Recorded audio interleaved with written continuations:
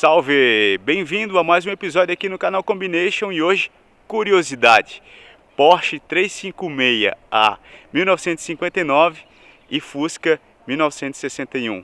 O que esses dois têm em comum? É o que a gente vai saber nesse episódio de hoje.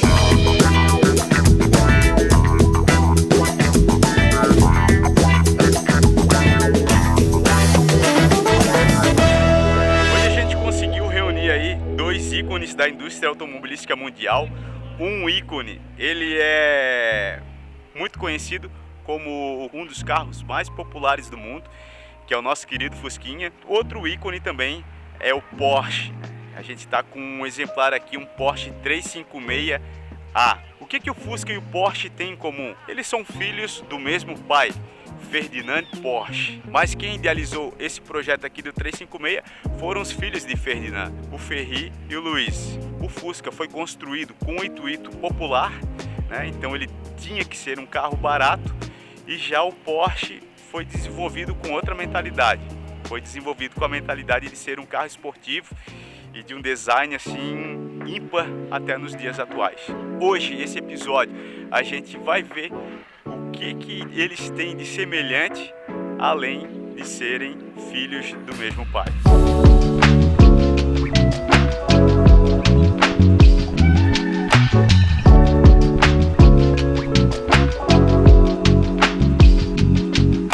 Então aqui a gente está com o Fusquinha. Foi criado aí para ser um carro popular, né? Tinha que ter um baixo consumo, tinha que carregar 5 pessoas, tinha que ser também um preço acessível, né? Por ser um carro popular. Esse aqui foi idealizado lá por volta de 1938 e aqui a história do Porsche começava em 1948, pós Segunda Guerra Mundial. Por encontrar algumas dificuldades, eles compartilhavam algumas peças. Tá os dois aqui e a gente vai conhecer melhor o que eles compartilham de peças. E ao contrário do Fusquinha, seu irmão que fica aqui ao lado, o Porsche foi criado com outras características e outras definições, vamos dizer assim. Ele tem um apelo mais esportivo, foi criado aí para ser um carro esportivo, e também um design, né? Design, apesar de ser um pouco semelhante, o design e as peças, a gente vai conhecer aí que a parte melhorada do Volkswagen ali ao lado.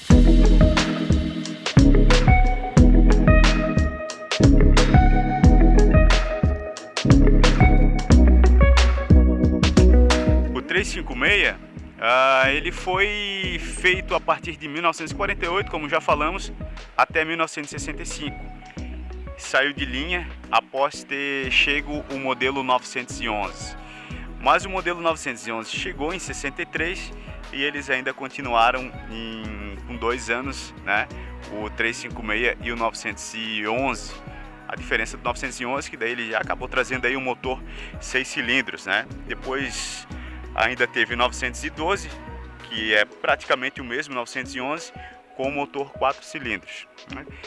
Essa geração aqui, como a gente já falou, é uma geração A. Antes dessa geração ainda tem a pré-A. Esse já usa o motor 1600, a gente vai conhecer um pouquinho mais, né, sobre a parte mecânica dele. E tem várias gerações aí do 356. Esse aqui, por ser o A, o farolzinho dele é um pouco mais baixo. O farol eles ainda compartilham o mesmo, né? Nessa comparação que a gente está vendo aqui, o compartilhamento do farol a gente pode perceber muito bem, né? Que é o mesmo. Esse carro é uma versão americana, vocês percebem pelo batente aqui, né? A picareta que ele usa no para-choque, isso era para o mercado americano. E o proprietário ainda vai restaurar, né? Para nós já está lindo, perfeito, mas o proprietário vai restaurar porque pelo certificado, a cor correta desse carro aqui não é vermelho, é preto. Então ele quer tirar as picaretas, as bananas, quer restaurar ele e deixar da cor original que veio de fábrica. Mas é um exemplar aí muito bacana, muito bonito, que a gente conseguiu para estar gravando nesse episódio de hoje. Não diferente, claro, desse Fusquinha 61, primeira série, né? Com uma interna maravilhosa, monocromático, ele é um verde berilo, tá? E o proprietário também, quando restaurou, trouxe a interna de fora dos Estados Unidos e manteve ele monocromático porque não achou a interna aqui no Brasil. Mas olha só que coisa linda, todo original também esse carro, né? É claro que tem vamos dizer, uma leve modificação para um padrão mais americano, mas o banco, costura eletrônica que eles chamam, ele acabou colocando aqui um luxo a mais, né? Que é o carpezinho buclé. 161 primeira série, ainda não tem o PQP aqui no painel, não tem também um marcador de gasolina, e é um carro fantástico, cara. É um carro muito bonito e chama bastante atenção, tá bem original, né? Ainda, como a gente falou, possui as bananinhas. Aqui atrás ele ainda usa a lanterna pequena. Um outro detalhe também interessante que o proprietário me falou, o Marquinho, que o para-choque, isso daqui, ó, o original, ele vem mais aqui embaixo, e esse aqui é original ainda. Isso confesso que eu não sabia não. Bacana demais. A gente vai ver ainda o motor desse carro, vamos trocar uma ideia sobre o que essas duas máquinas aqui compartilham, além do mesmo pai.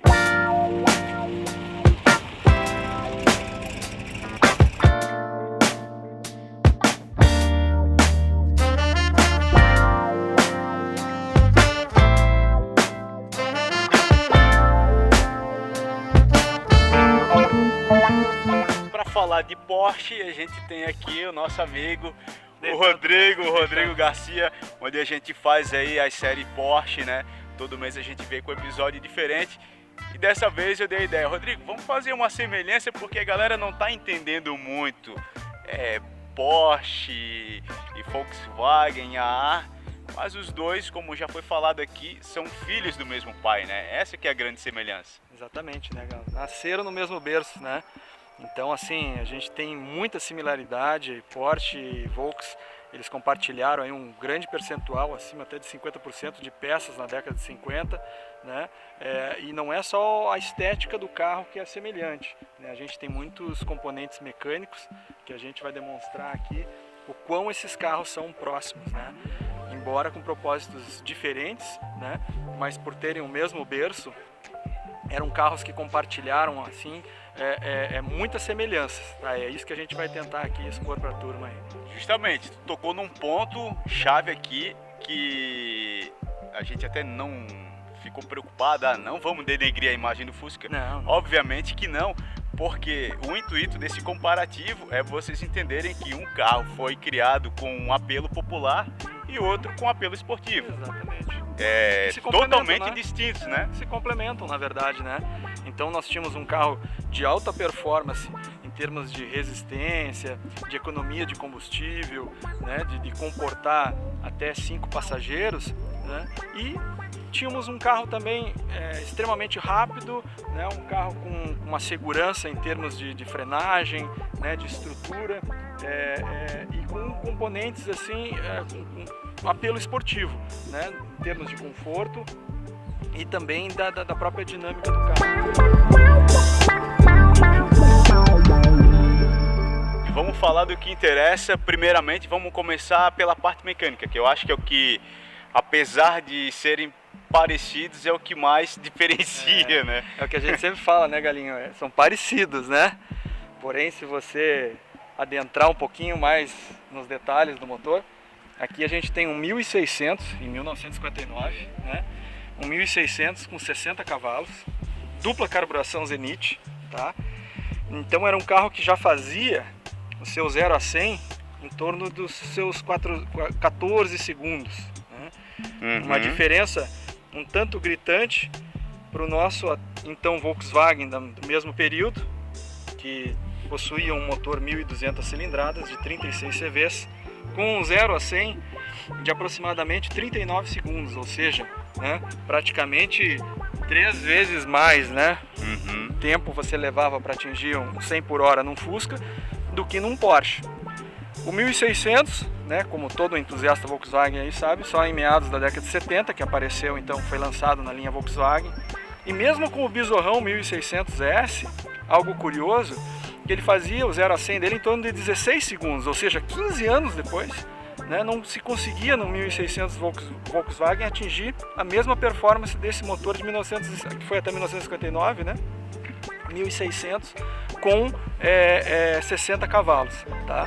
O bizarrão tinha 65 cavalos e fazia um 0 a 100 então, em torno de 16 segundos, enquanto que esse aqui, de 60 cavalos, fazia com 14 segundos, ou seja, 2 segundos a menos você atingia 100 por hora. E além dos 2 segundos, o peso também deles são diferentes, Sim, né? Sim, o Porsche é um carro mais pesado, né? Por incrível que pareça, por ser um esportivo, mas o Fusca tem em torno de 700 quilos, aqui a gente tem em torno de 870 quilos, né? Então, para a gente analisar assim, o quão na frente esse motor era na época, né? Um motor que foi desenvolvido nas pistas, né? Começou com 1.100 cilindradas, foi para 1.300, 1.500, evoluiu para o 1.600 e deixou a linha 356 com o motor 356, que é a linha de entrada, né? E nós tínhamos os Forcan, que eram motores mais potentes com duplo cabeçote.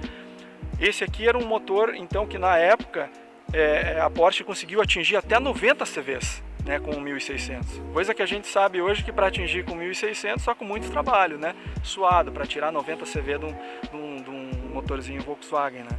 Aqui então tá o motor de 1.600 cilindradas com dupla carburação, como o Rodrigo falou, e a gente começa a ver a semelhança, né? Aqui na capela de refrigeração, a posição da bobina. Originalmente a bomba de combustível fica aqui, que é na mesma posição do 1200, porém esse carro está usando a bomba de combustível elétrica já, tá? Então é uma melhoria que foi feita para deixar o carro mais seguro de estar rodando no trânsito aí, né? E a gente vê o tamanho da carburação aqui bem grande. Eu acredito que por isso que ele tem um desempenho bem melhor que o 1600 Volkswagen, né? Esse aqui é o reservatório A boca do óleo, né? Uhum. Você coloca o óleo sem derramar, sem fazer aquela bagunça que a gente faz no Fusca, né? Uhum. É bem mais objetivo aqui, né? Então aqui seria a boca do óleo. Isso. Né? Eu achei que era um respiro, mas é a boca do óleo. Você tem o respiro aqui do lado, né? O respiro sai lá embaixo. Uhum. E o dínamo, né? Tu olha para esse dínamo aqui e olha para o dínamo do Fusca, é o mesmo dínamo praticamente. Então esse é o motor aqui desse Porsche 356 1959 1600. E agora a gente vai dar uma olhada aqui no motor 1200 desse Fusca 61 primeira série.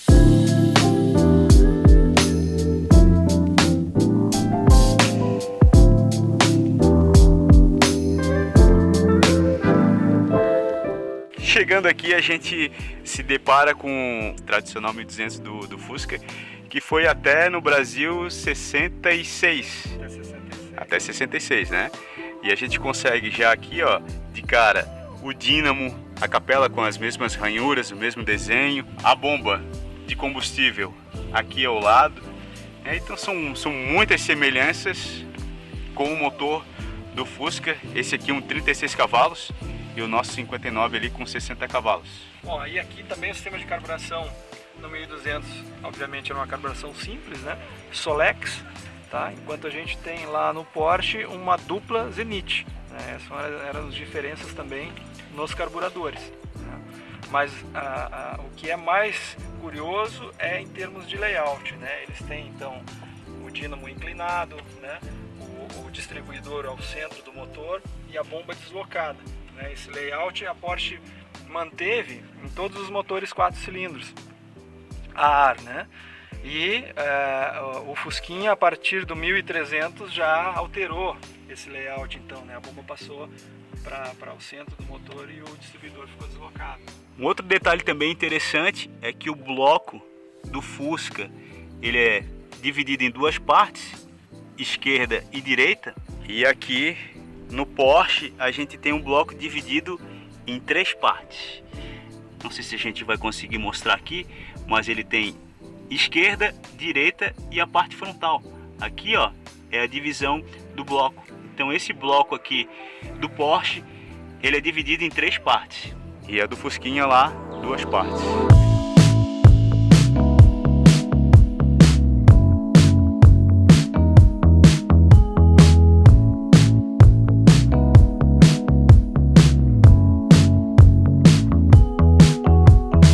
Não é só a parte mecânica de motorização que os dois são semelhantes. Eles também compartilham mais peças de suspensão, né, Rodrigo? Sim, se a gente analisar aqui, Galo, a gente tem os braços de suspensão, da suspensão dianteira, né? São exatamente iguais os da Volkswagen. O sistema de facão traseiro, né, também, o mesmo sistema utilizado pela Volkswagen, né? Aliás, a Porsche utilizou esse sistema até a geração G, né? Quem acompanhou aí os episódios, nós relatamos isso lá, né? E alguns outros componentes que não são possíveis a gente verificar no primeiro momento, são componentes que ficam mais escondidos, como o reservatório de óleo, né? A gente tem também a questão do motor de partida, né? E tantos outros pequenos componentes. Disco de embreagem parece que também é. Disco de embreagem, exatamente, tá? Então tem uma série de componentes aí que eram compartilhados, né? Que a gente percebe que a semelhança não é só visual dos dois carros, mas também existe uma semelhança técnica.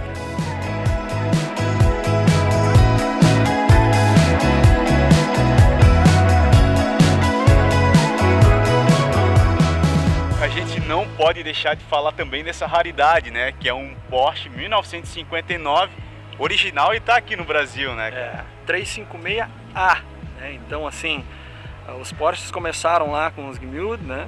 Os Porsches 356 pré-A, tá? E aqui a gente tem então a geração A, que é dividida nas carrocerias T1 e T2, tá? Então, para quem acompanhou os episódios, agora a gente vai adentrar um pouquinho mais no detalhe. A gente deu uma pincelada lá que o 356 basicamente se dividiria em A, B e C, mas no entanto existe muito mais particularidades aí nessas gerações, que para quem é um conhecedor mais aprofundado da marca, vai saber então que o A se dividia em carroceria T1 e T2, que eram pequenas diferenças de túnel e outros detalhes não tão perceptíveis no primeiro momento, tá? E aí a Porsche pula, o mais curioso é que ela pula a versão T3 e T4, elas não foram comercializadas, isso foram só projetos internos, e pula para T5 e T6. Então nós temos o 356B nas duas versões. E nós já mostramos também anteriormente aí com o capozinho redondo, né? Então seria um B 356 T5 e depois o capô quadrado já se torna o T6 e posteriormente o C, que muda a questão da furação, né? Que é do tão conhecido também 5x130. A Porsche deixa de utilizar os cubos 5x205 e passa a utilizar o 5x130, que é um padrão Porsche.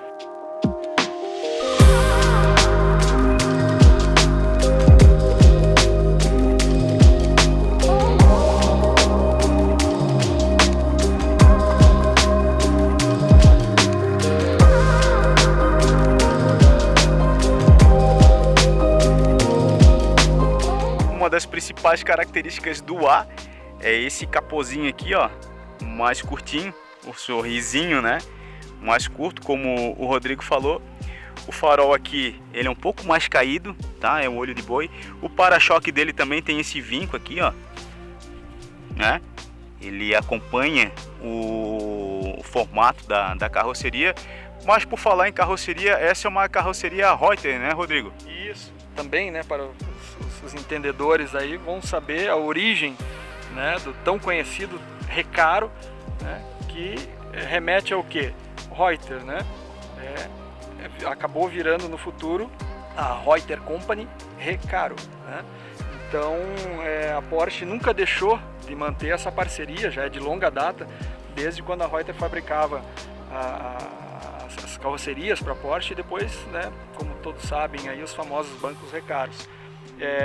E anterior à Reuter, então é importante também frisar que existiam as carrocerias de alumínio, né, que eram feitas pela Glaser, tá, que foram até meados de 52, 53, quando daí a Reuter assumiu e passaram a produzir essas carrocerias de aço. Inclusive em 53 parece que ele ganhou um motor 1500, né? Em 53 já tinha um motor 1500 e também aqui, não sei se dá para ver, mas o cubo aqui da roda ele é frisado. Ele é de alumínio frisado aqui para ter uma ventilação melhorada. Algumas melhorias, né? O carro já ganhava em 53 com motor 1500, que aqui no Brasil o motor 1500 a gente sabe aí que só chegou lá em 67, chegou o 1500 na Kombi, né? E também na Carmanguia. Então, em 53, cara, como a gente estava comentando aí, 12 anos atrás, o 356 já tinha um motorzinho 1500 aí e ganhava as suas melhorias e também, apesar da carroceria nova, né, tipo, deixava de ser de alumínio, aí sim de aço, veio pela Reuter. E ela vem marcada aqui, ó, aqui na porta, perto da coluna da porta, aqui, Reuter carroceria. E um lance bem interessante também é que esse carro foram feitos muito poucos dele, né? Muito poucos, né, Rodrigo? Em torno de 4.000 unidades somente, né? Era um carro assim que a gente já comentou aqui, tinha um apelo esportivo, então ele tinha um valor bem superior a um Fusca, né? Enquanto esse carro era comercializado na faixa de 3.700 e poucos dólares. Um Fusquinha, só um comparativo, né, no mercado norte-americano, era vendido a 1.500 dólares, ou seja, menos da metade.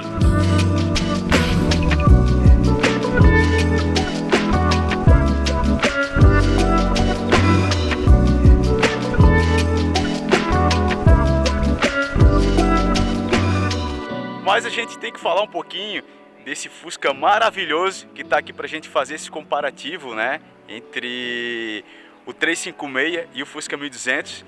Esse é um Fusca 61, primeira série do Marquinhos. Tá aqui o Marquinhos, bom? Tudo jóia, cara. O Marquinhos tem um Fusca com muita originalidade, né? E tá contigo há muito tempo também, né? Desde 97 esse carro tá com a gente. E esse carro é a saideira dos Fuscas com bananinha, né, Marquinhos? Isso, ele é um 61 primeira série.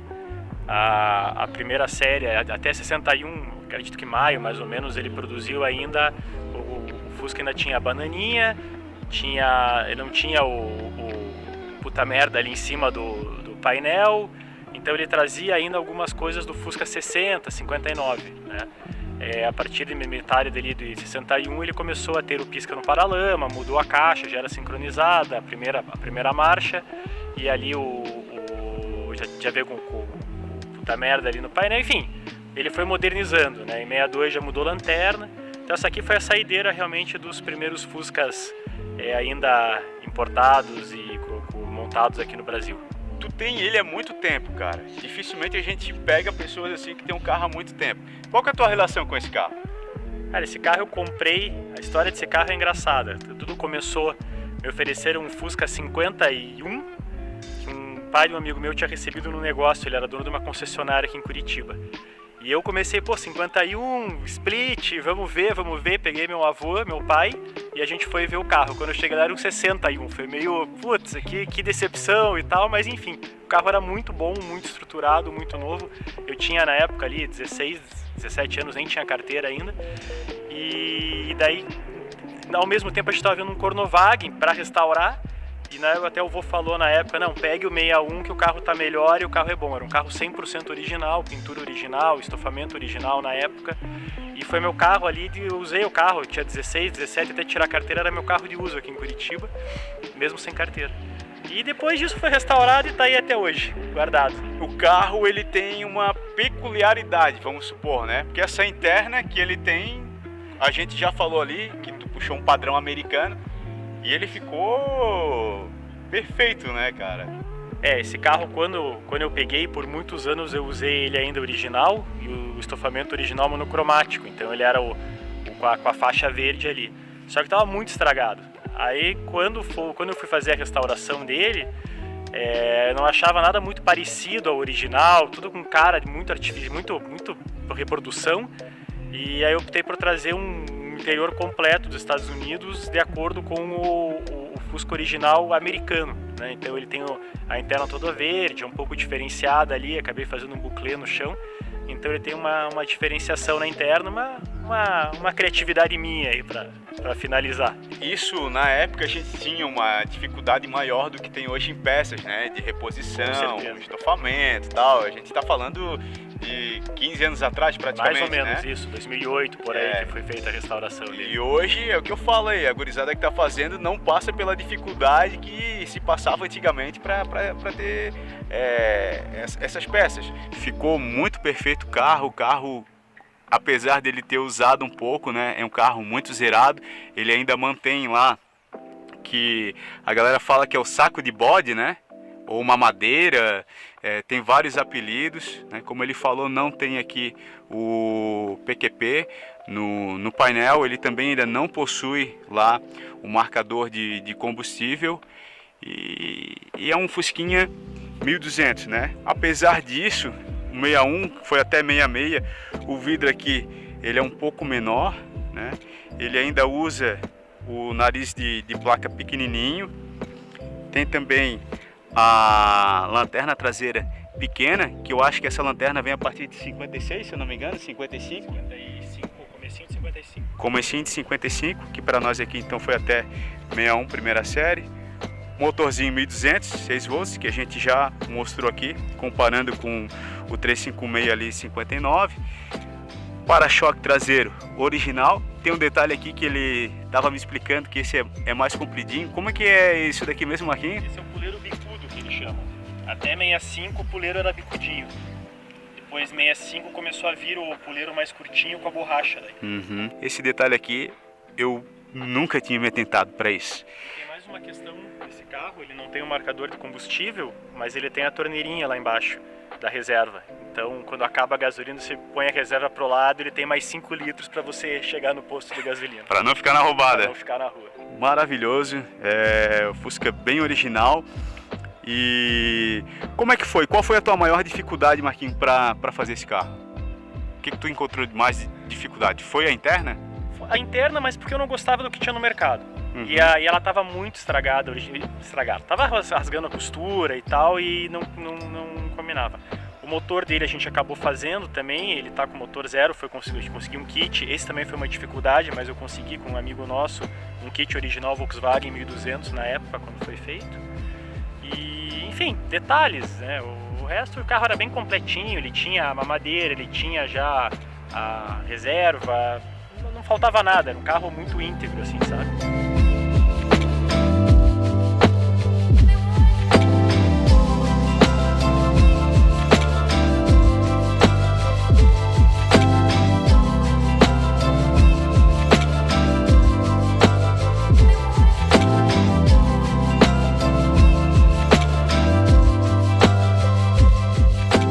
Para a gente finalizar então, vamos mostrar só mais alguns detalhes, além da mecânica, né, que um deu origem para o outro.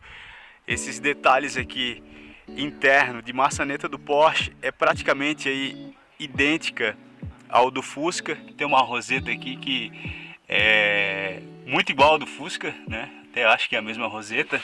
Obviamente não se compara com conforto, né? E também outras coisas que eu achei bem interessante são as palhetas do limpador do para-brisa, são bem idênticas também ao do Fusca. E outra coisa que eu achei idêntica ao do Fusca é esse vidro traseiro aqui, que abre o trinco do vidro. Ainda com alguns pequenos detalhes e muito parecido à luz de cortesia do teto.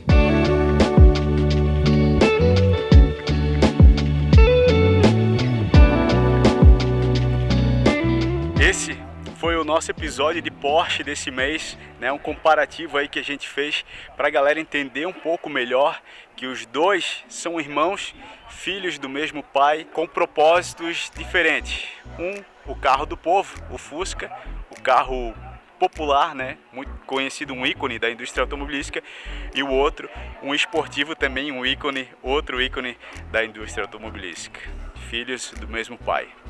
Grande Ferdinand Porsche, que deixou para nós aí esse legado, né, cara, que a gente possa curtir, que criou-se uma ideologia em volta desses carros, tanto do Volkswagen quanto do Porsche, e a gente aprecia demais, tá? Apreciamos demais essa comunidade que existe em torno dos motores refrigerados a ar.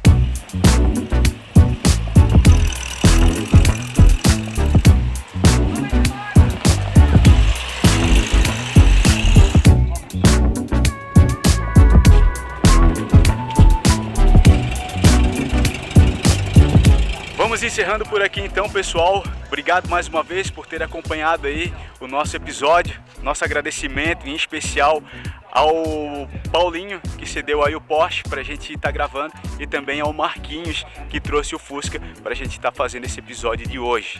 Tá joia? Também ao nosso amigo aí, Rodrigo Garcia, que está sempre presente aqui com a gente em todos os episódios Porsche. Voltamos na sequência. Grande abraço, Combination, good times, good vibes.